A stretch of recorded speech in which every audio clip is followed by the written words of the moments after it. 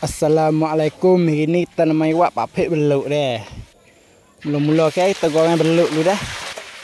Goreng beluk ni goreng wi bobo masak, jangan wi garing sangat deh. Agak tak masak boleh kita nak kita kek je sejak minyak je dulu deh.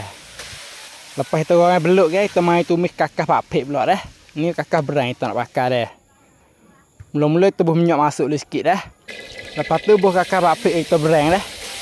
Gopol tik kita bakar ni kita nak gambar bidah dia. Taruh ni bagi kita bakar dah. Lepas tu jangan lupa buh belakang tik dah. Tu tumis wi pecah minyak lu dah. Kadar ni boleh dah dah. Lepas tu kita buh becing sikit. Lepas tu sakar 3 sudu sakar dah. Lepas tu buh cicak dalam 2 sudu kita bakar. Cicak je banyak sebab belakang tu masing dah ke. Lepas tu kita buh asal Jawa 2 sudu dah ataupun asal lagi kita mixi saja dah. Lepas tu kita buat air masuk dah. Kalau biar wahai makan beg basah buat air lebih dah. Ni kita nak buat beg kering dah, kita buat sikit air dah. Ni tumis boleh kadar ni dah ke. Kita buat beluk kita goreng sat ni buat masuk. Tu gelomok-gelomok dia rata rasa terserah lah isi dah.